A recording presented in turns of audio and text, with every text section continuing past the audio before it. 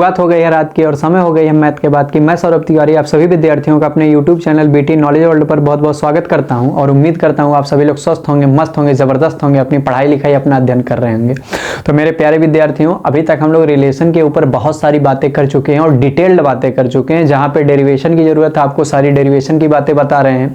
जहां पे जो MCQ संबंधित क्वेश्चंस बन सकते हैं उसके ऊपर रिलेटेड जो कंसेप्ट है उसको आपको बताया गया, और जो भी बोर्ड परीक्षा से रिलेटेड अच्छे टॉपिक्स हैं उसके बारे में भी हम आपको लगातार बताते जा रहे हैं। उम्मीद कर रहे हैं आपको सारी वीडियो अच्छे तरीके से समझ में आ रही होगी, पसंद भी आ रही होगी, और आप लोग ज़्यादा से ज़्यादा आप इसको अपने नोट्स पे लिख रहे होंगे और इससे ज़्यादा से ज़्यादा आगे भविष्य में बेनिफिट भी उठाएंगे।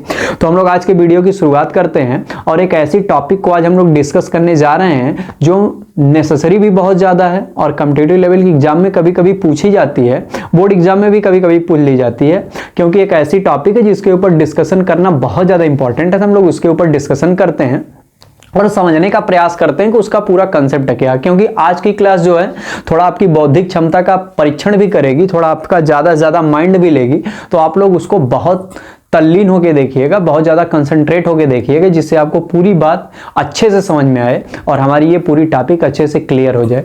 पहले ही आपको बता दे रहे हैं, वीडियो को ऐसा हो सकता है कि आपको 1 से 2 बार देखना पड़े, बातों को आपको 1 से 2 बार रिवाइज करना पड़े, लेकिन हम आपको सरलतम शब्दों में इतनी इंपॉर्टेंट सी टॉपिक को समझाने का प्रयास करने जा रहे हैं। इसीलिए सब लोग तैयार हो जाएं।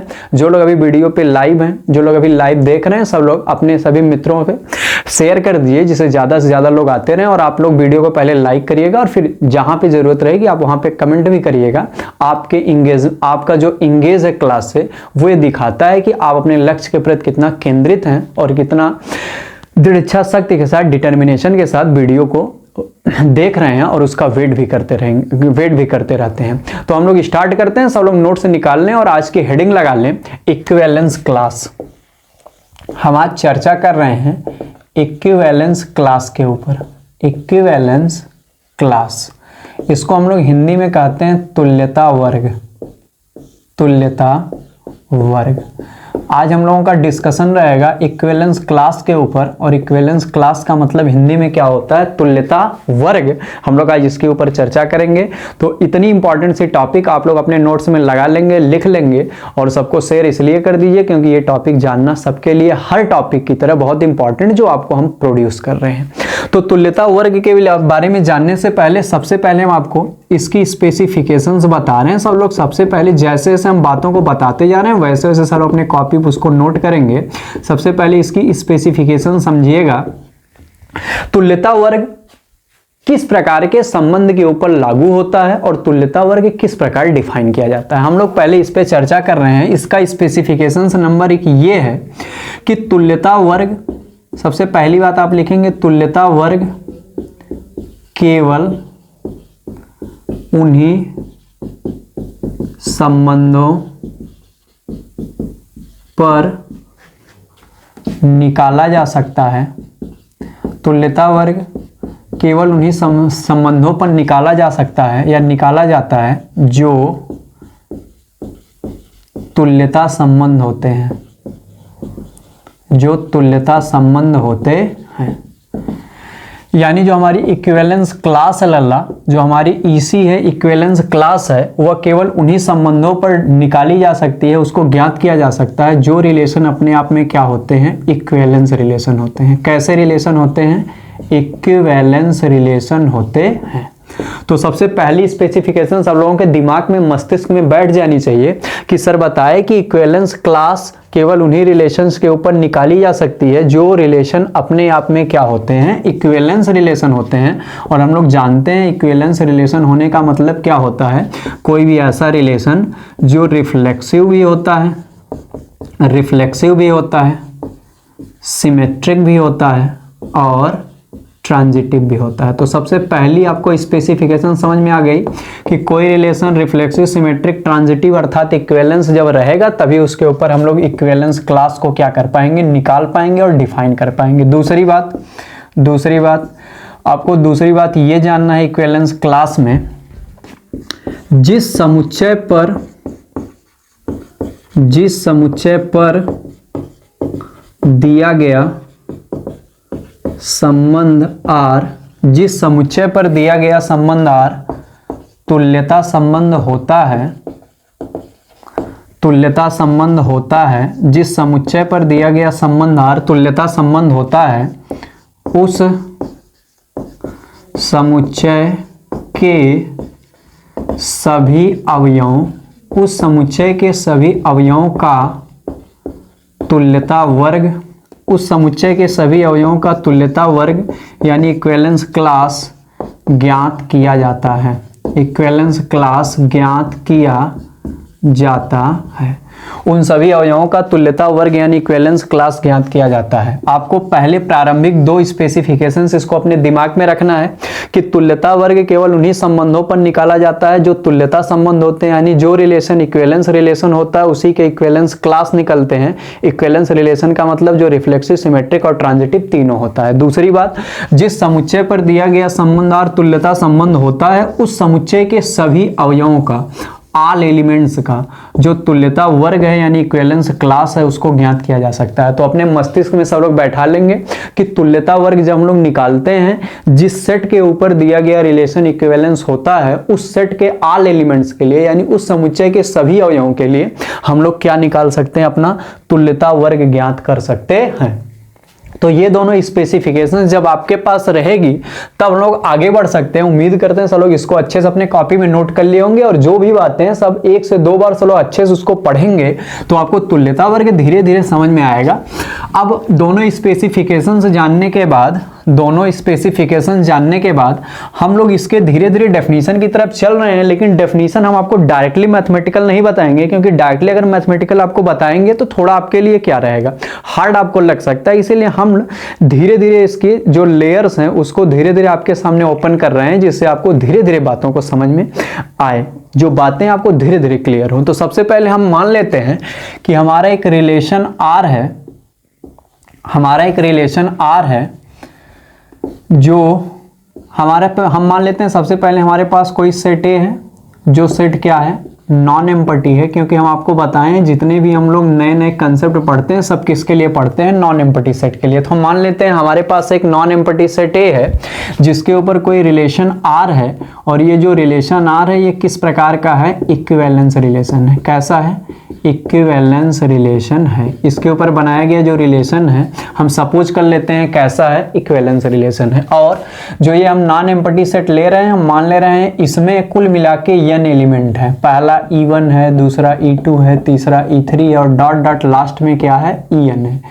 तो हमारे पास एक नॉन एम्पटी सेट A है जिसके एलिमेंट्स हैं E1 से लेके En तक, और इसके ऊपर एक डिफाइंड रिलेशन R है, जो रिलेशन अपने आप में क्या है, इक्विवेलेंस रिलेशन है।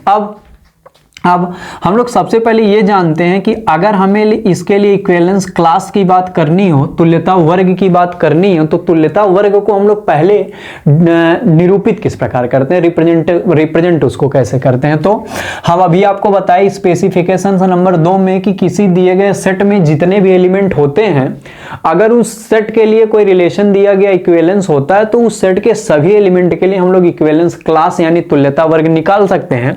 तो हम देख रहे हैं कि इस सेट में n एलिमेंट हैं, तो हमारे पास कुल मिला के कितने इक्विवेलेंस क्लास बनेंगे, उत्तर अपने से दीजिए, कितने बनेंगे, n बनेंगे। कितने बनेंगे, n बनेंगे, क्योंकि हमारे पास एलिमेंट कहां से कहां तक है, E1 से लेके En तक। तो हर एक एलिमेंट की अपनी अलग अलग क्या होती है, डिस्टिंक्ट क्या होता है, इक्विवेलेंस क्लास होता है। अब इक्विवेलेंस क्लास जो सबसे फर्स्ट होगा, फर्स्ट इक्विवेलेंस क्लास, सब लोग धीरे धीरे बातों को समझिएगा। पहला जो तुल्यता वर्ग होगा वह किस एलिमेंट का होगा, E1 का होगा। और जो एलिमेंट E1 का इक्विवेलेंस क्लास होता है उसको हम लोग इस प्रकार से रिप्रेजेंट करते हैं, क्लोज्ड ब्रैकेट के अंदर हम लोग E1 लिख देते हैं। अगर हम लोग इस प्रकार से दिखा देंगे, क्लोज्ड ब्रैकेट के अंदर E1 से दिखा देंगे, और ये E1 कब प्राप्त होगा, इस E1 की इक्विवेलेंस क्लास कैसे प्राप्त होगी, set of element A such that ordered pair A, E1 belongs to R where all of A belongs to set A।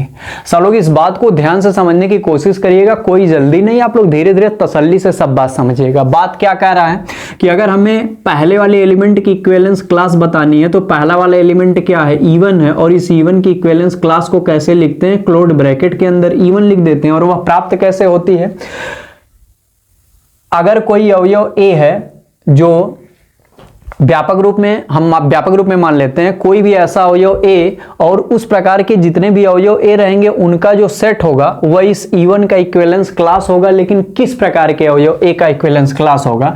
जिसमें अवयव ए जो है वह R नियम द्वारा E1 से जुड़ा गया रहे, यानी अवयव ए की जो R इमेज है वह हमें किसके रूप में प्राप्त हो रही हो? E1 के रूप में प्राप्त हो रही हो। इसका मतलब हर वो एलिमेंट ए जिसकी R नियम द्वारा हमें इमेज E1 प्राप्त होगी, वह सभी एक अगर हम लोग सेट ले लें जो भी अलग अलग डिस्टिंक्ट हैं, जिनके सभी जो रिलेशन है वह E1 से दिखाई दे रहे हैं या R नियम द्वारा वह E1 इमेज प्रदान कर रहे हैं, अगर उन सभी का हम लोग सेट ले लेंगे तो वह पहले वाले एलिमेंट की यानी E1 वाले की क्या रहेगी? इक्विवेलेंस क्लास रहेगी, जहां पे सभी एक किस सेट से बिलोंग करने चाहिए? ए से, और ए कॉमा E1 किससे बिलोंग करना चाहिए? रिलेशन से। तो ये पहले वाले हो गई। इसी तरह जो सेकंड इक्विवेलेंस क्लास बनेगी, जो सेकंड इक्विवेलेंस क्लास बनेगी, जो सेकंड इक्विवेलेंस क्लास बनेगी वह किस एलिमेंट की बनेगी लल्ला? वह किस एलिमेंट की बनेगी? E2 की बनेगी। और E2 की जो इक्विवेलेंस क्लास होगी इस प्रकार से क्लोज्ड ब्रैकेट में हम लोग E2 लिख देंगे, और यह भी किसके रूप में पाई जाएगी? सेट ऑफ एलिमेंट ए के रूप में पाई जाएगी। लेकिन किस ए के साथ? जिसमें ए की जो आर इमेज, जो आर रिलेशन द्वारा इमेज होगा क्या हो? E2 हो। यानी अब जिस अवयव की ए के रूप में अवयव की आर रिलेशन द्वारा जो हमारी इमेज है वो हमें E2 प्राप्त हो, तो इस प्रकार से जितने भी ए हमें एलिमेंट प्राप्त होंगे उन सबका जो सेट होगा वो अपने आप में क्या कहलाएगा? E2 का इक्विवेलेंस क्लास कहलाएगा। यहां पे भी where all of A belongs to set A, यानी E1 की इक्विवेलेंस क्लास कौन सी होगी? जिस कंडीशन में हमें ए एलिमेंट का जो आर नियम द्वारा इमेज है E1 प्राप्त होगी, तो वह सभी ए जिसकी इमेज आर नियम द्वारा E1 है उनका सेट हमारा E1 का इक्विवेलेंस क्लास होगा। और जिस अवयव की हमें आर नियम द्वारा इमेज E2 प्राप्त हो रही होगी उसका हम लोग जब सेट ले लेंगे तो हमें E2 की इक्विवेलेंस क्लास मिल जाएगी। यानी कहने का मतलब जिस अवयव की इक्विवेलेंस क्लास निकालना होता हम लोग ये देखते हैं कि कौन कौन से अवयव उस वाले एलिमेंट से क्या कर रहे हैं? आर नियम द्वारा बिलोंग कर रहे हैं या रिलेशन कर रहे हैं या उसकी इमेज बना रहे हैं। तो जो जिन अवयवों की वे एलिमेंट क्या होते हैं? इमेज होते हैं, वही एलिमेंट अगर एक से अधिक रहेंगे उन सबका जो सेट होता है तो वही उनका क्या कहलाता है? इक्विवेलेंस क्लास कहलाता है। तो उम्मीद करते हैं आपको ये दोनों समझ में आ गए। तीसरा आप लोग अपने से बता सकते हैं, अगर हमें इसमें थर्ड इक्विवेलेंस क्लास निकालनी हो, थर्ड इक्विवेलेंस क्लास निकालनी हो तो हम किस एलिमेंट के लिए निकालेंगे? एलिमेंट E3 के लिए निकालेंगे, और इसको इस प्रकार से ब्रैकेट में E3 लिख देंगे। जितने भी ए एलिमेंट का सेट, जितने भी ए एलिमेंट हमें इस प्रकार दिए गए हों कि उनकी आर नियम द्वारा इमेज E3 प्राप्त हो, जहां पे ऑल ऑफ ए किससे बिलोंग करे? सेट ए से बिलोंग करे, तो ऐसे कंडीशन में हमें जो निकल के सेट में मिलेगा एलिमेंट्स का जिसकी आर इमेज E3 रहेगी, वह जो सारे सेट हमें प्राप्त होंगे एलिमेंट्स के वह हमारे E3 के क्या कहलाएंगे? इक्विवेलेंस क्लास कहलाएंगे। तो E1 वाले के लिए इक्विवेलेंस क्लास होने के लिए अवयव ए का आर नियम द्वारा E1 इमेज प्रोड्यूस करना चाहिए। इक्विवेलेंस E2 का एलिमेंट E2 का इक्विवेलेंस क्लास निकालने के लिए एलिमेंट ए का आर नियम द्वारा हमें E2 इमेज प्राप्त होनी चाहिए, उनका जो सेट होगा वह इक्विवेलेंस क्लास होगा E2 के लिए। और E3 का अगर हमें इक्विवेलेंस क्लास निकालना हो तो वह अवयव ए जिसकी R3 जो आर इमेज है वह हमें E3 के रूप में प्राप्त हो रही होगी, तो उसके सेट को हम लोग, उन एलिमेंट्स के सेट को हम लोग E3 का क्या कहेंगे? इक्विवेलेंस क्लास कहेंगे। और इसी प्रकार E4 E5 और डॉट डॉट सबसे लास्ट वाला, सबसे लास्ट इक्विवेलेंस क्लास यहाँ क्या बनेगी? सबसे लास्ट इक्विवेलेंस क्लास जो हमारी बनेगी वो बनेगी एलिमेंट En के लिए, और En की इक्विवेलेंस क्लास क्या होगी? En होगी। और कैसे प्राप्त होगी? हर वो एलिमेंट ए का सेट जिसमें, हर उस एलिमेंट ए का सेट जिसमें ए की जो इमेज आर नियम द्वारा हमें किसके रूप में प्राप्त हो? En के रूप में प्राप्त हो, जहां all of A belongs to set A हो, तो ऐसी स्थिति में हमें En का क्या प्राप्त हो जाएगा? इक्विवेलेंस क्लास प्राप्त हो जाएगा, जो सेट ए के, जो एलिमेंट ए के सेट के रूप में प्राप्त होगा। तो ए का प्राप्त करने, E1 का प्राप्त करने के लिए हर वह ए जिसकी आर इमेज E1 हो उसका सेट, E2 के लिए हर वह ए जिसकी आर इमेज E2 हो उसका सेट, और E3 के लिए हर वह ए जिसकी आर इमेज E3 हो उसका सेट, और इसी प्रकार डॉट डॉट डॉट En के लिए हर वह ए जिसकी आर इमेज En हो उसका जो सेट होगा वह इक्विवेलेंस क्लास के रूप में प्राप्त होगा। तो उम्मीद करते हैं आपको अलग अलग बातें समझ में आई होंगी कि किस प्रकार से हम लोग इक्विवेलेंस क्लास को डिफाइन कर सकते हैं। इस बात को जो हम लोग समझ गए हैं, अगर हम लोग इसको गणितीय रूप में लिखना चाहें तो हम लोग इसको क्या लिख सकते हैं। अब हम लोग डेफिनेशन पे आते हैं। सर हमारी बात ध्यान से समझें। अब अगर हम इसको डेफिनेशन देना चाहें तो हम लोग लिखेंगे किसी समुच्चय ए पर यदि कोई संबंधार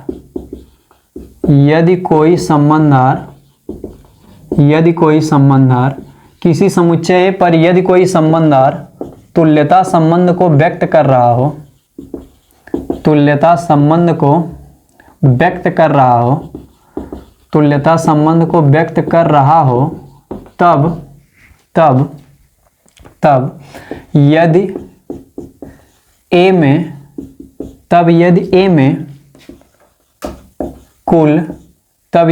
में कुल n अवयव हों, तब यदि सेट ए में कुल n अवयव हों, तब उनमें से प्रत्येक का तुल्यता वर्ग ज्ञात किया जा सकता है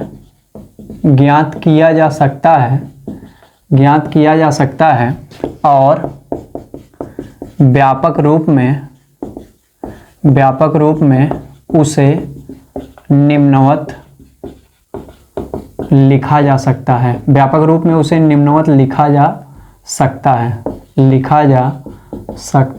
है। और उनमें से प्रत्येक का तुल्यता वर्ग ज्ञात किया जा सकता है और व्यापक रूप में निम्नवत लिखा जा सकता है। तुल्यता वर्ग क्या होगा? व्यापक रूप में अगर कोई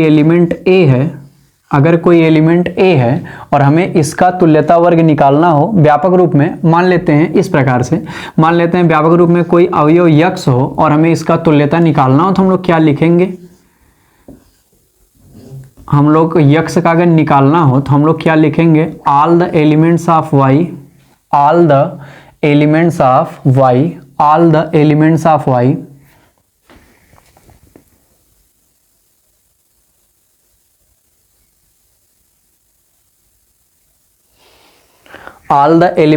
y such that ordered pair x, y belongs to R. ordered pair x, y belongs to R. यानी अगर हमें यक्स एलिमेंट का तुल्यता वर्ग निकालना चाहते हैं तो यह हमें y एलिमेंट के सेट के रूप में प्राप्त होगा, जिसमें यक्स जो है आर नियम द्वारा y से क्या करे? रिलेट करे। यानी जिस एलिमेंट का हमें तुल्यता वर्ग निकालना होता है, हम केवल ये देख लेते हैं कि वह जो अवयव है वह किस किस अवयवों से क्या कर रहा है? रिलेट कर रहा है। अगर जिन अवयवों से वह रिलेट कर रहा होगा, वही सारे अवयव के जो सेट होंगे वह उनके तुल्यता वर्ग के रूप में हमें क्या होंगे? प्राप्त होंगे। तो इस प्रकार से ये इसकी डेफिनेशन हो गई कि हम लोग तुल्यता वर्गों को किस प्रकार निकाल सकते हैं। हर यक्स के जो तुल्यता वर्ग के सेट के एलिमेंट होते हैं वो y के रूप में प्राप्त होते हैं, जिसमें ordered pair x, y R में पाया जाना चाहिए। यानी यक्स और y आर नियम द्वारा एक दूसरे से क्या होने चाहिए? संबंधित होने चाहिए। तो हम लोग आगे बढ़ते हैं और इसके ऊपर बेस्ड कुछ एग्जाम्पल्स लेते हैं, जिससे हमें बातें बहुत ज्यादा क्लियर हो सकें। चलिए सर लोग देखिए ध्यान से। सबसे पहला एग्जाम्पल हम लोग तुल्यता वर्ग के ऊपर लेते हैं। सबसे पहला एग्जाम्पल लेते हैं। सर हमारी बात ध्यान से समझेंगे। सबसे पहला एग्जाम्पल ये है कि मान लेते हैं हमारे पास एक सेट ए है 1 2 3। हमारे पास एक सेट ए है 1 2 3 और इसके ऊपर एक रिलेशन आर बनाया गया है, जिसका एलिमेंट है 1 1 2 2 3 3 1 1 2 2 3 3 और है 1 2 2 1 1 2 2 1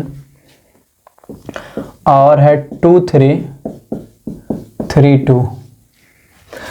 अब अगर सबसे पहले इस सेट के जो एलिमेंट 1 2 3 है, इसके ऊपर एक रिलेशन आर बनाया गया है और हमसे कह दे कि आप तुल्यता वर्ग बताइए और तुल्यता वर्ग किसका किसका? अवयव 1 का, दूसरा अवयव 2 का और तीसरा अवयव 3 का। हमें इन तीनों का तुल्यता वर्ग बताना हो इस सेट के सभी एलिमेंट का। तो सबसे पहले हम ये चेक कर लेंगे, सॉल्यूशन जब हम लोग करेंगे सबसे पहले ये चेक कर लेंगे कि क्या दिया गया जो हमारा रिलेशन है वह इक्विवेलेंस रिलेशन है कि नहीं, क्योंकि तुल्यता वर्ग तभी निकाला जा सकता है जब दिया गया जो रिलेशन है वह अपने आप में क्या हो, इक्विवेलेंस रिलेशन हो। जब तक इक्विवेलेंस रिलेशन नहीं रहेगा तब तक हम लोग इसके लिए हम एक चीज नहीं निकाल सकते हैं, वह तुल्यता वर्ग हम लोग नहीं निकाल सकते हैं। तो देखते हैं हम लोग, सबसे पहले 1 1 दिया है, 2 2 दिया है, 3 3 दिया है, तो इसका मतलब यह रिफ्लेक्सिव है। अब हम लोग सिमेट्रिक के लिए देख लेते हैं। सिमेट्रिक अगर हम लोग देखें 1 2 है, 2 1 है, 2 3 है, 3 2 है, और 1 1 का 1 1 में, 2 2 का 2 2 में, 3 3 का 3 3 में, तो इसका मतलब अभी तक तो सिमेट्रिक भी है। अच्छा, अब हम लोग ट्रांजिटिव चेक करते हैं।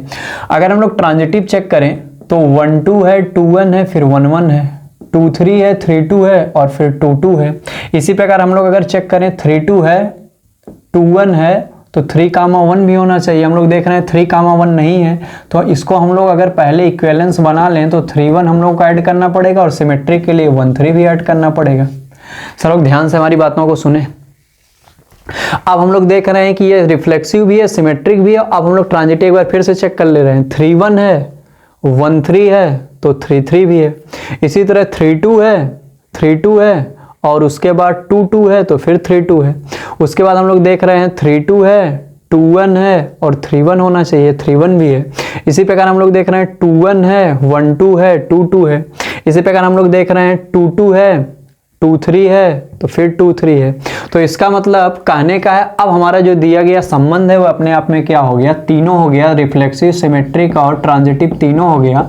और इसके लिए हमें अगर आप कोई कह दे इक्विवेलेंस, अब इसके लिए कोई कह दे इक्विवेलेंस क्लास बताइए तो हम लोग निकाल सकते हैं। सबसे पहली बात, जब तक हमारा दिया गया रिलेशन इक्विवेलेंस रिलेशन नहीं रहेगा तब तक हम लोग इक्विवेलेंस क्लास नहीं निकाल सकते हैं, और जैसे ही हमारा रिलेशन इक्विवेलेंस रिलेशन हो जाएगा वैसे हम लोग इक्विवेलेंस क्लास निकाल सकते हैं। ये दोनों बातें सबको मस्तिष्क में अच्छे से रखनी है। अब जब हमारा रिलेशन इक्विवेलेंस हो गया तो हम लोग निकालने चलते हैं। सबसे पहले हम लोग 1 की इक्विवेलेंस क्लास निकालते हैं। अगर 1 की इक्विवेलेंस क्लास निकालनी हो हमें, तो हम लोग देखेंगे कि 1 आर नियम के द्वारा किन किन अवयवों से रिलेट कर रहा है। 1 जो है आर नियम द्वारा किन किन अवयवों को रिलेट कर रहा है। सब लोग ध्यान से देखें, यहाँ पे 1 1 से रिलेट कर रहा है, 1 1 से रिलेट कर रहा है। यहाँ पे 1 जो है वह 2 से रिलेट कर रहा है, यहाँ पे 2 1 से रिलेट कर रहा है, यहाँ पे 3 1 से रिलेट कर रहा है।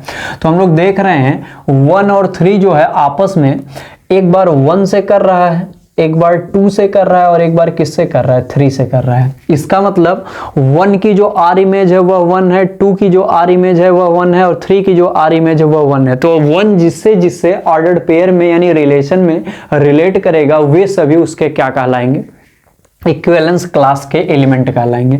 तो 1 का इक्विवेलेंस क्लास हमारे लिए हो गया 1 2 3। इसी प्रकार अगर हम लोग 2 के लिए निकालने जाएं, 2 तो हम लोग देखते हैं किससे किससे रिलेट कर रहा है। तो हम लोग देख रहे हैं 2 एक बार 1 से कर रहा है, एक बार खुद 2 से कर रहा है, और एक बार 3 से कर रहा है। तो इसकी इक्विवेलेंस क्लास हो गई 1 2 3, 1 2 3। और इसी प्रकार अगर हम लोग 3 के लिए निकालें, किसके लिए निकालें, 3 के लिए निकालें, तो हम लोग देख रहे हैं 3 जो है स्वयं 3 से कर रहा है, तो एक तो 3 हो जाएगा। इसके अलावा हम लोग देख रहे हैं 3 जो है वह किससे कर रहा है, 3 किससे कर रहा है, 2 से कर रहा है, और एक बार हम लोग देख रहे हैं 1 से कर रहा है। तो इस प्रकार हम लोग देख रहे हैं कि वह 1 से भी कर रहा है, 2 से भी कर रहा है, और 3 से भी कर रहा है। तो 1 की भी इक्विवेलेंस क्लास यहाँ 1 2 3 आ गई, 2 की भी इक्विवेलेंस क्लास 1 2 3 आ गई, और 3 की भी इक्विवेलेंस क्लास क्या आ गई, 1 2 3 आ गई। तो हम लोग तीनों का इक्विवेलेंस क्लास यहाँ पे क्या कर लिए, डिफाइन कर लिए।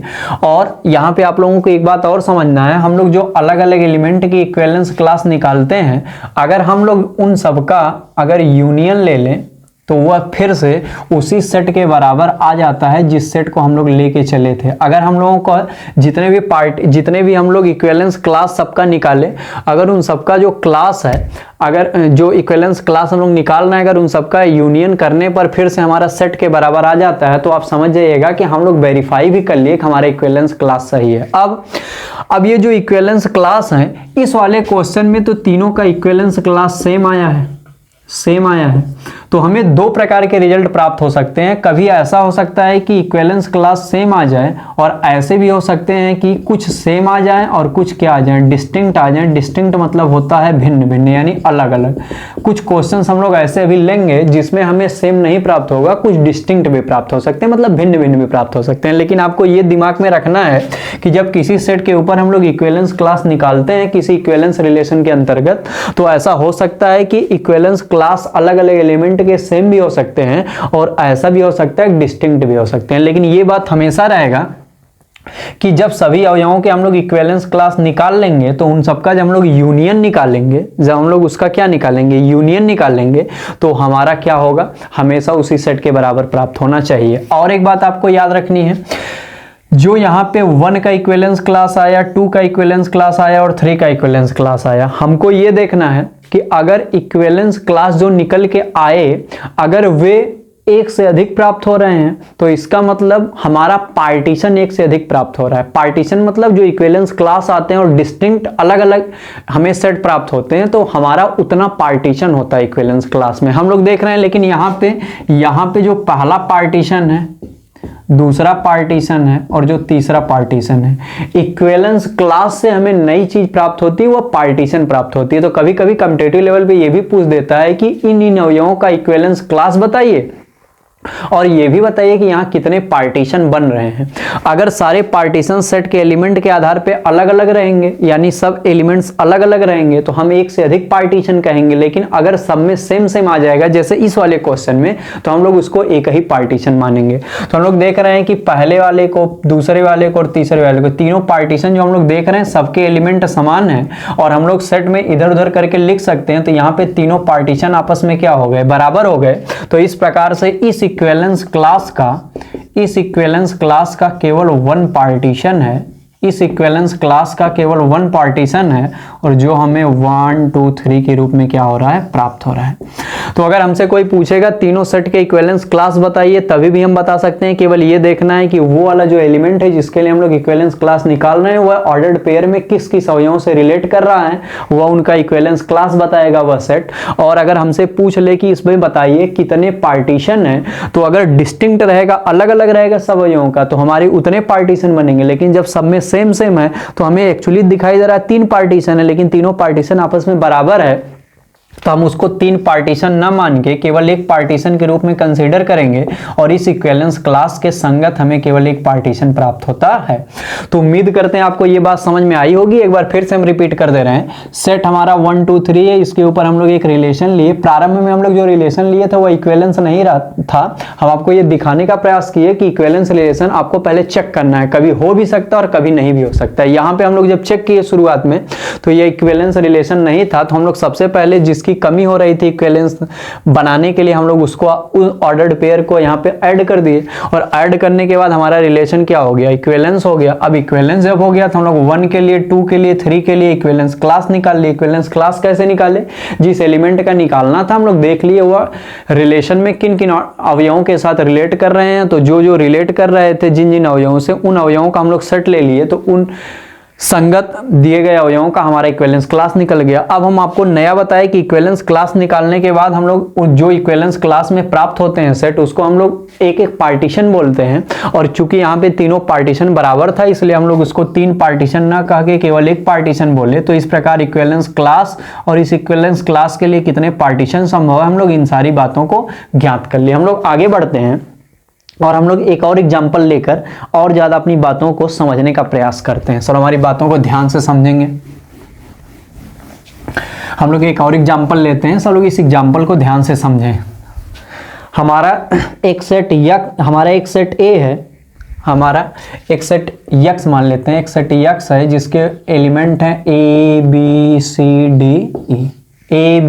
डी ई, और इसके ऊपर एक रिलेशन बनाया गया है जिसका एलिमेंट है ए कॉमा ए, B comma B, C comma सी, डी कॉमा डी, ई कॉमा ई, और है ए बी बी ए, और है बी ई ई बी, और है ए AE और है DC CD। सब लोग ध्यान से देखेंगे, हमारे पास एक समुच्चय X है जिसमें हमारे पास एलिमेंट है ABCDE और इसके ऊपर एक रिलेशन बनाया गया है AABBCCDDE ABBABEEBAEE DC और CD। और हमें बताना है प्रत्येक अवयव का इक्विवेलेंस क्लास, प्रत्येक अवयव का इक्विवेलेंस क्लास, और ये भी बताना है कि इसमें कितने पार्टीशन पॉसिबल हैं, दोनों बातें हमें बतानी है। प्रत्येक अवयव का इक्विवेलेंस क्लास और इसमें कितने पार्टीशन पॉसिबल है, हमें दोनों बात बतानी है। तो हम आपको बताए थे सबसे पहला टारगेट हमारा क्या होता है, हम पहले रिलेशन लिख लेते हैं और रिलेशन को चेक करते हैं कि क्या दिया गया रिलेशन जिस सेट के ऊपर बनाया गया है उसके लिए यह इक्विवेलेंस रिलेशन है कि नहीं। और उसके बाद जब इक्विवेलेंस रिलेशन हमारा कंप्लीट हो जाता है तब हम जाके अपने इक्विवेलेंस क्लास वाली प्रोसेस को आगे बढ़ाते हैं। तो सबसे पहले हम लोग चेक कर ले रहे हैं कि क्या दिया गया रिलेशन जो दिया गया है, पहले हम लोग ये देखेंगे कि क्या यह इक्विवेलेंस है कि नहीं है। तो हम लोग चेक करते हैं, हम लोग रिलेशन लिख लिया, अब हम लोग चेक करते हैं इसको कि ये इक्विवेलेंस रिलेशन है कि नहीं। सबसे पहले हम लोग रिफ्लेक्सिव चेक करेंगे। तो यहाँ पे 5 एलिमेंट हैं ABCD, तो हम लोग देखेंगे पहले क्या आर नियम द्वारा सब स्वयं से रिलेट कर रहे हैं। तो हमारे पास AABBCCDDE रिफ्लेक्सिव है। अब हम लोग देख ले रहे हैं क्या सिमेट्रिक है, इन सबके जो रिफ्लेक्शन है वह स्वयं में मौजूद है। और यहाँ AB का BA है, BE का EB है, AE का EA है, DC का CD है। हम लोग देख रहे हैं सिमेट्रिक भी है क्योंकि सबका रिफ्लेक्शन अवेलेबल है। अब हम लोग देख रहे हैं ट्रांजिटिव है क्या, अगर AB है फिर BA है तो फिर AA भी है, अगर BE है और EB है तो फिर BB भी है, AE है EA है तो AA भी है, DC है CD है तो हमारा DD भी है। तो इस प्रकार हम लोग देख रहे हैं कि हर AB तथा BC के लिए हमें इंप्लाइज दैट AC प्राप्त हो रहा है, यानी पहला दूसरा, दूसरा तीसरा और पहला तीसरा तीनों एक साथ प्राप्त हो रहे हैं। तो हमारा ये दिया गया रिलेशन तीनों है, मतलब रिफ्लेक्सिव भी है, सिमेट्रिक भी और ट्रांजिटिव भी है, तीनों है। तो इसका मतलब कैसा है, इक्विवेलेंस रिलेशन है। तो जब हम लोग ये प्रूव कर लिए कि इक्विवेलेंस रिलेशन है तो अब हम लोग सभी एलिमेंट्स का अलग अलग निकालने चलते हैं इक्विवेलेंस क्लास। सबसे पहले हम लोग A का निकालते हैं। A का जो इक्विवेलेंस क्लास होगा हम लोग ये देखेंगे कि A किसके किससे रिलेट कर रहा है। A पहली बार स्वयं से कर रहा है A से, उसके बाद हम लोग देख रहे हैं A किससे रिलेट कर रहा है B से, अब उसके बाद हम लोग देख रहे हैं A किससे रिलेट कर रहा है E से, उसके बाद हम देख लेते हैं क्या किसी और से ये रिलेट कर रहा है। तो हम लोग पाते हैं केवल A से कर रहा है, B से कर रहा है और E से कर रहा है, यानी A के जो इक्विवेलेंस क्लास है उसमें केवल 3 एलिमेंट आएंगे, A आएगा, B आएगा और E आएगा। तो यह A का इक्विवेलेंस क्लास हो गया। अब इसी प्रकार हम लोग B का निकालते हैं। हम लोग देखते हैं B किससे किससे कर रहा है। B पहले स्वयं से कर रहा है, उसके बाद B किससे कर रहा है, उसके बाद B किससे कर रहा है, A से कर रहा है, और फिर B किससे कर रहा है, E से कर रहा है। क्या इसके अलावा भी किसी से कर रहा है, हम लोग देख रहे हैं किसी से नहीं कर रहा है। तो ये इसका इक्विवेलेंस क्लास हो गया। हम लोग A का और B का निकाल लिए। अब हम लोग C का देखते हैं। हम लोग जब C का देखेंगे तो हम लोग ये देखते हैं C किससे किससे रिलेट कर रहा है। C पहले C से कर रहा है, फिर उसके बाद हम लोग देख रहे हैं C किससे कर रहा है, फिर C किससे कर रहा है, फिर C किससे कर रहा है। हम लोग एक एलिमेंट और देख रहे हैं D से कर रहा है। इसके अलावा C किसी से नहीं कर रहा है, तो C के इक्विवेलेंस क्लास में केवल 2 एलिमेंट होंगे। अब इसी प्रकार हम लोग D का निकालेंगे। हम लोग D देखते हैं किससे किससे कर रहा है, तो हम लोग पाएंगे D जो है वह स्वयं से कर रहा है और C से कर रहा है, इसके अलावा किसी से नहीं कर रहा है। तो यहाँ पे D का इक्विवेलेंस क्लास आ गया। इसके बाद हम लोग E का निकालते हैं। जब E का निकालने जाएंगे तो हम लोग देखेंगे E स्वयं से कर रहा है और इसके बाद E जो है वह A से भी कर रहा है और B से भी कर रहा है, A से भी कर रहा है और B से भी कर रहा है। तो इस प्रकार यह E का निकल गया इक्विवेलेंस क्लास, या D का निकल गया, या A का निकल गया, या B का निकल गया और C का निकल गया। हमने सबका इक्विवेलेंस क्लास निकाल लिया। जिस एलिमेंट का इक्विवेलेंस क्लास निकालना है हम लोग केवल देख रहे हैं दिए गए रिलेशन में जो कि इक्विवेलेंस रिलेशन है उसमें वो वाला एलिमेंट किस किस प्रकार से अवयवों से जुड़ा हुआ है, जिससे जिससे जुड़ा हुआ है, यानी जिसकी जिसकी वह इमेज है हम लोग वह उसके इक्विवेलेंस क्लास में शामिल कर दे रहे हैं। अब जब हम लोग सबका इक्विवेलेंस क्लास निकाल लिए तो हम लोग देख रहे हैं अभी हमारे पास कुल मिला के नॉर्मली पहले शुरुआत में कितने पार्टीशन हमें दिख रहे हैं। तो एक पार्टीशन यहाँ है A के लिए, एक यहाँ है B के लिए, एक यहाँ है C के लिए, एक यहाँ है डी के लिए और एक यहाँ है ई के लिए। कुल टोटल तो अभी हमें शुरुआत में 5 पार्टीशन दिख रहे हैं। अब हम देखें क्या इसमें कोई आपस में बराबर है, तो हम लोग पा रहे हैं कि P1 वाला पार्टीशन, P2 वाला पार्टीशन और P5 वाला पार्टीशन आपस में बराबर है। कौन कौन सा? P1, P2 और P5, यानी तीनों पार्टीशन आपस में बराबर हैं, तो इनको हम 3 अलग अलग पार्टीशन ना मान के केवल एक पार्टीशन मानेंगे, केवल एक पार्टीशन मानेंगे। और जो P3 वाला है और जो P4 वाला है ये दोनों अलग अलग पार्टीशन है, क्योंकि इसमें C, D और इसमें D, C है, लेकिन ये दोनों भी आपस में सेम है। तो हम लोग देख रहे हैं पार्टीशन 3 और पार्टीशन 4 भी आपस में क्या है? सेम है, क्योंकि उसमें भी C और D है, इसमें भी C और D है। तो इस प्रकार से हमें शुरुआत में तो 5 पार्टीशन दिखाई दे रहे हैं, लेकिन पहला, तीसरा, पांचवा आपस में बराबर है और उसी प्रकार तीसरा और चौथा आपस में बराबर है। पहला, दूसरा और पांचवा आपस में बराबर है और इसी प्रकार तीसरा, चौथा आपस में बराबर है। तो हम लोग यहां देख रहे हैं P1, P2, P5 बराबर है और P3 और P4 आपस में बराबर है। तो एक पार्टीशन यहां बचा और एक पार्टीशन यहां बचा, यानी अगर ओवरऑल अब रिजल्टेंट में हम लोग देखें तो हमारे पास इस इक्विवेलेंस क्लास के लिए कितने पार्टीशन संभव हैं? 2 पार्टीशन संभव हैं। और वह दोनों पार्टीशन कौन कौन है? एक तो है A, B, E के रूप में और एक है C, D के रूप में। तो पार्टीशन निर्धारित करने के लिए हमें पहले यह देखना है कि क्या कोई ऐसे पार्टीशन है जो सेम एलिमेंट रखते हैं। जो सेम एलिमेंट रखेंगे उनको 2 अलग अलग पार्टीशन ना मान के उनको एक ही पार्टीशन माना जाएगा। तो यहाँ पे पहला, दूसरा, पांचवा एक ही प्रकार के एलिमेंट रखते हैं, तो इसको केवल एक पार्टीशन माना जाएगा। इसी तरह तीसरे और चौथे पार्टीशन भी सेम एलिमेंट रखते हैं, इनको भी एक पार्टीशन माना जाएगा। इस प्रकार हमारे पास 5 अलग अलग पार्टीशन न होके केवल कितने पार्टीशन हो गए? 2 पार्टीशन, जिसमें एक AB के रूप में प्राप्त हो रहा है, एक CD के रूप में प्राप्त हो रहा है। तो हम लोग सबके लिए इक्विवेलेंस क्लास भी निर्धारित कर लिए और सबका पार्टीशन भी देख लिए कि हमारे पास यहां मैक्सिमम कितने पार्टीशन संभव हैं। तो हमें दिखाई दिया 2 पार्टीशन संभव। तो उम्मीद करते हैं आपको यह सवाल भी पूरी तरह समझ में आ गया होगा कि हम लोग इक्विवेलेंस क्लास कैसे निकालते हैं और उसमें पार्टीशन को किस प्रकार से डिफाइन करते हैं। हम लोग आगे बढ़ते हैं, हम लोग एक और एग्जाम्पल लेते हैं। सब लोग ध्यान से हमारी बातों को समझेंगे। मान लेते हैं कि हमारे पास एक सेट A है जिसमें है 1 2 3 4 5। ये दूसरे टाइप का हम सवाल दे रहे हैं, इंपॉर्टेंट। सब लोग स्टार कर लेंगे। आज की क्लास बहुत इंपॉर्टेंट, सब लोग सीरियस होकर पढ़ते ना और थम्स अप करते ना, कमेंट बॉक्स में लिखते रहे हाँ सर ये सारी बातें क्लियर होती चली जा रही हैं।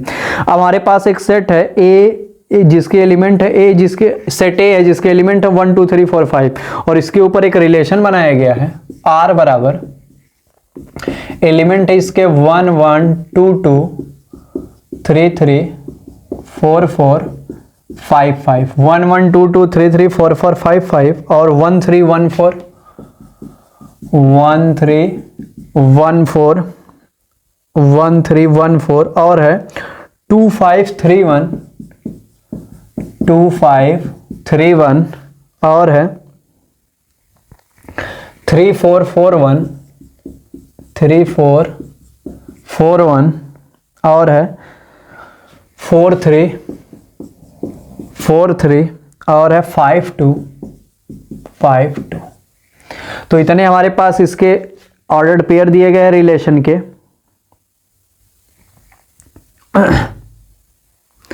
अब आपको बताना है हम इसके ऊपर A B C D और E, हम इसके ऊपर 5 क्लास आपको दे रहे हैं। आपको बताना है कि कौन सा क्लास इक्विवेलेंस क्लास को निर्धारित करता है और कौन सा नहीं करता है। पहला क्लास दिया गया है 1 2 3 1 2 3। बताना है कि इस सेट के ऊपर जो यह रिलेशन डिफाइन किया गया है इसके लिए जो क्लास हम आपको दे रहे हैं यह अपने आप में इक्विवेलेंस क्लास इसके लिए है कि नहीं, यस और नो, आपको बताना है।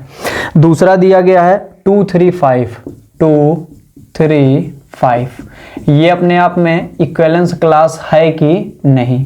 तीसरा है 1 3 4 1 3 4, ये बताना इक्विवेलेंस क्लास है कि नहीं। अगला है 1 2 1 2, ये बताना इक्विवेलेंस क्लास है कि नहीं। और पांचवा है 1 2 3 4 5 1 2 3 4 5, ये अपने आप में इक्विवेलेंस क्लास है कि नहीं। तो आपको इतनी बातें बतानी है, सब लोग ध्यान से हमारी बातों को समझेंगे। अब हमें एक सेट दिया गया, इस सेट के ऊपर एक रिलेशन दिया गया है और उसके कुछ इक्विवेलेंस क्लास दिए गए हैं। हमें बताना है कि ये जो इक्विवेलेंस क्लास दिए गए हैं, ये जो इक्विवेलेंस क्लास दिए गए हैं, ये इक्विवेलेंस क्लास इस इक्विवेलेंस रिलेशन के हो सकते हैं कि नहीं हो सकते, हमको ये बातें बतानी है। अब आपको पहले इसे देख लेना है कि ये इक्विवेलेंस रिलेशन एक्चुअली है भी कि नहीं है, क्योंकि ये पहले से बताया है कि ये जो दिया गया रिलेशन अगर इक्विवेलेंस रिलेशन है तो आपको बता देना है कि जो इक्विवेलेंस क्लास ये 5 आपको दिखाई दे रही हैं, ये इक्विवेलेंस क्लास इस इक्विवेलेंस रिलेशन के लिए हो सकती हैं कि नहीं हो सकती, यानी यस है कि नो है। अब आपको अगर ऐसा सवाल दे दे जिसमें पहले से इक्विवेलेंस रिलेशन निर्धारित करके कुछ इक्विवेलेंस क्लास अपने से दे दे और आपसे पूछे आप बताइए ये इक्विवेलेंस क्लास इस इक्विवेलेंस रिलेशन की बन सकती है कि नहीं बन सकती है, तब आप लोग क्या करेंगे? ये इक्विवेलेंस रिलेशन पहले से कह दिया, चेक करने की जरूरत नहीं है क्योंकि ये पहले से डिफाइन किया गया। ये अच्छे से आप चेक भी करेंगे तो इक्विवेलेंस रिलेशन मिलेगा, क्योंकि ये इसी प्रकार से दिया गया स्ट्रक्चर के द्वारा कि इक्विवेलेंस रिलेशन है। हम आपको ये बता रहे हैं कि अगर इक्विवेलेंस रिलेशन दे के कोई इक्विवेलेंस क्लास भी दे के पूछे कि ये इक्विवेलेंस क्लास इस इक्विवेलेंस रिलेशन की बन सकती है कि नहीं, तो आप क्या करेंगे? आप ये देखेंगे कि उस इक्विवेलेंस क्लास में जितने भी एलिमेंट दिए गए हैं, उस इक्विवेलेंस क्लास में, उस सेट में, यानी जितने भी एलिमेंट दिए गए हैं उनका जितना भी पॉसिबल ऑर्डर्ड पेयर बन सकते हैं उनके कार्टेशियन में, अगर वे सभी के सभी आपको रिलेशन में दिखाई दे रहे हैं तो आप उसको उसके संगत इक्विवेलेंस क्लास कह सकते हो। अगर कोई भी ऑर्डर्ड पेयर कम है तो आप उसको नहीं कह सकते हो। तो हम लोग देख रहे हैं अगर इसमें इस इक्विवेलेंस क्लास में 3 एलिमेंट हैं तो इसके कार्टेशियन में 3 × 3 कुल 9 एलिमेंट होंगे। और कौन कौन से होंगे सब लोग जानते हैं, 1 1 1 2 1 3, 2 1 2 2 2 3, 3 1 3 2 3 3। अगर सारे एलिमेंट ऑर्डर्ड पेयर आपको रिलेशन में मिलेंगे तो आप इसको इक्विवेलेंस क्लास कहोगे इस इक्विवेलेंस रिलेशन की, नहीं मिलेंगे तो नहीं कहोगे। देखते हैं 1 1 है, 1 2 1 2 1 2 1 2 हमें नहीं दिखाई दे रहा है, तो लिखेंगे since 1, 2 doesn't belongs to R, ordered pair 1, 2 doesn't belongs to R, implies that यह इक्विवेलेंस क्लास नहीं है, यह इक्विवेलेंस क्लास नहीं है या नहीं हो सकती है। तो पहला वाला इक्विवेलेंस क्लास क्यों नहीं है? क्योंकि इसमें ऑर्डर्ड पेयर 1, 2 R में बिलोंग नहीं कर रहा है, जबकि इसके कार्टेशियन में 1, 2 आएगा। जो कार्टेशियन में जितने ऑर्डर्ड पेयर आएंगे अगर वह इक्विवेलेंस रिलेशन में मिलेगा तो वह उसका इक्विवेलेंस क्लास बनेगा। अगर एक भी ऑर्डर्ड पेयर कम हो जाएगा तो कभी भी हम उसको इक्विवेलेंस क्लास इक्विवेलेंस रिलेशन का नहीं कर सकते हैं। तो पहला क्यों नहीं है? क्योंकि ऑर्डर्ड पेयर 1, 2 इसके कार्टेशियन में तो है लेकिन रिलेशन में नहीं, इसीलिए इक्विवेलेंस क्लास नहीं हो सकता। दूसरे पे आते हैं, दूसरे में 2 3 4 है, इसमें भी टोटल कितने एलिमेंट होंगे? 9, 2 2 2 3 2 5, 2 2 है, 2 3 है क्या? नहीं है, तो हम लोग लिख देंगे since 2, 3 doesn't belongs to R, इसीलिए यह भी इक्विवेलेंस क्लास नहीं हो सकती है। तो पहला दूसरा इक्विवेलेंस क्लास नहीं है।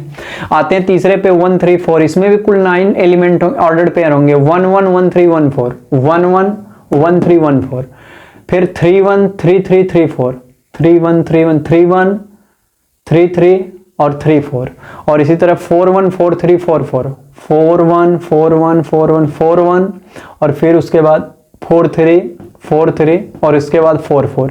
इसमें हमें सारे एलिमेंट मिल रहे हैं, सारे ऑर्डर्ड पेयर मिल रहे हैं, तो ये अपने आप में एक इक्विवेलेंस क्लास है, क्योंकि जितने इसके कार्टेशियन में ऑर्डर्ड पेयर आ रहे हैं सारे के सारे हमें रिलेशन में भी प्राप्त हो रहे हैं, तो हम लोग इसको इक्विवेलेंस क्लास इस इक्विवेलेंस रिलेशन की कह सकते हैं। तो सी वाला यस है क्योंकि सारे ऑर्डर्ड पेयर अवेलेबल हैं। All possible ordered pair of Cartesian product of set A is available in the relation, then we say that 1 3 4 is the equivalence class of equivalence relation। तो तीसरा हो सकता है। अगला देखते हैं चौथा 1 2, इसमें टोटल 4 ऑर्डर्ड पेयर बनेंगे कार्टेशियन में, 1 1 1 2, 1 1 है लेकिन 1 2 नहीं है, तो हम लिखेंगे since ordered pair 1, 2 doesn't belongs to R implies that equivalence class नहीं हो सकता है। अगला 1 2 3 4 5, 1 1 1 2 1 3, फिर 1 2 नहीं है, since 1, 2 doesn't belongs to R, इसीलिए इक्विवेलेंस क्लास नहीं हो सकता है। तो उम्मीद करते हैं आपको इक्विवेलेंस क्लास की मैक्सिमम बातें समझ में आ गई होंगी।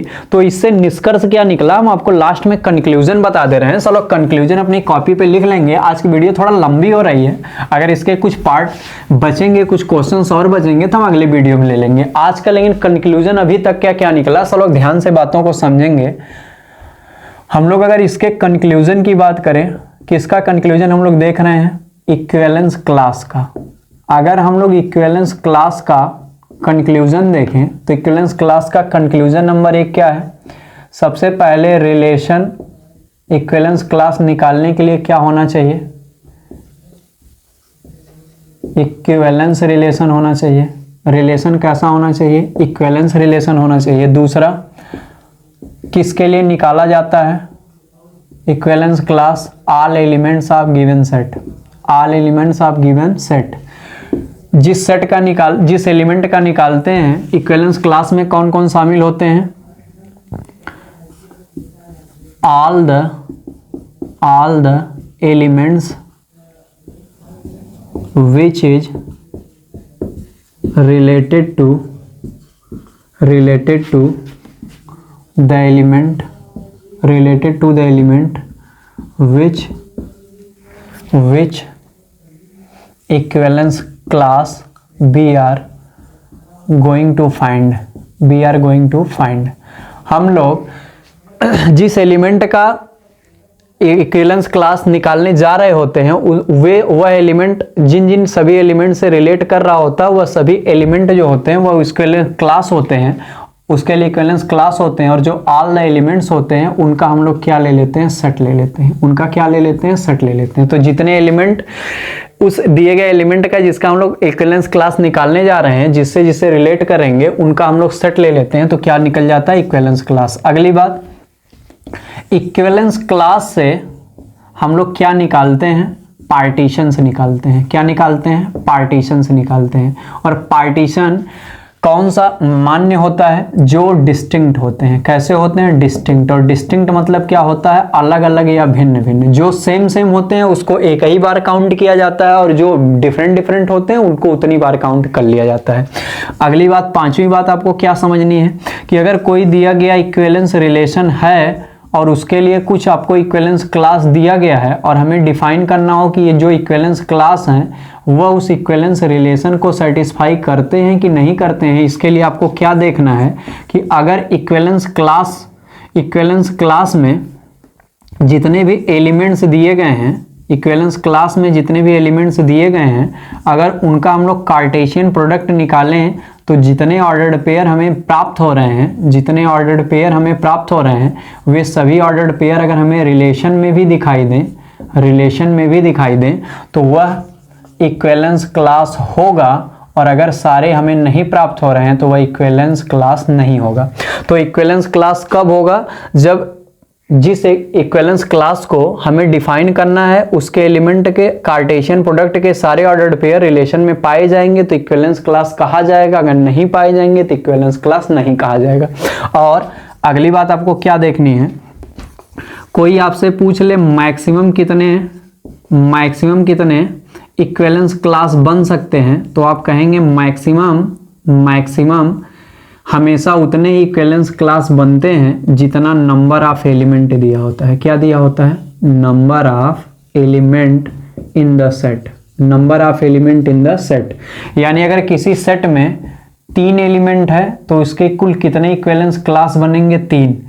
अगर हमारे पास 4 एलिमेंट हैं तो कितने इक्विवेलेंस क्लास बनेंगे, 4। डॉट अगर हमारे पास n एलिमेंट हैं तो कितने इक्विवेलेंस क्लास बनेंगे, n। तो जितना number of element in the given set होता है उतने ही नंबर ऑफ क्या बनते हैं, इक्विवेलेंस क्लासेस बनते हैं। तो मैक्सिमम कोई पूछेगा इक्विवेलेंस क्लास कितना बनेगा तो आप कहेंगे जितना मैक्सिमम एलिमेंट उस सेट में दिया रहेगा उतने मैक्सिमम क्या बनेंगे, हमारे पास इक्विवेलेंस क्लास बनेगा। और 7वां, अगर कोई पूछेगा मिनिमम कितना बन सकता है इक्विवेलेंस क्लास, तो आप कहेंगे मिनिमम इक्विवेलेंस क्लास 1 बन सकता है, 1।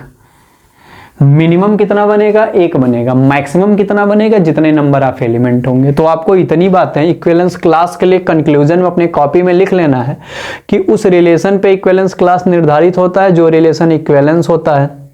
जिस सेट के लिए हमें इक्विवेलेंस क्लास निकालना होता है उसके सभी एलिमेंट के लिए इक्विवेलेंस क्लास निकाला जाता है। और किसी भी अवयव का जिसका हम लोग इक्विवेलेंस क्लास निकालने जाते हैं उस अवयव से जितने भी दूसरे अवयव रिलेट कर रहे होते हैं उनका सेट जो होता है वह इक्विवेलेंस क्लास में आता है। इक्विवेलेंस क्लास से पार्टीशन का निर्माण होता है और ये जो पार्टीशंस होते हैं वह डिस्टिंक्ट हो भी सकते हैं, ये डिस्टिंक्ट भी हो सकते हैं और ये सेम भी हो सकते हैं, ये डिस्टिंक्ट भी हो सकते हैं और ये सेम भी हो सकते हैं। लेकिन पार्टीशन में कौन से शामिल किए जाते हैं? जो डिस्टिंक्ट होते हैं हम केवल उन्हीं को शामिल करते हैं, पार्टीशन उन्हीं को कहते हैं।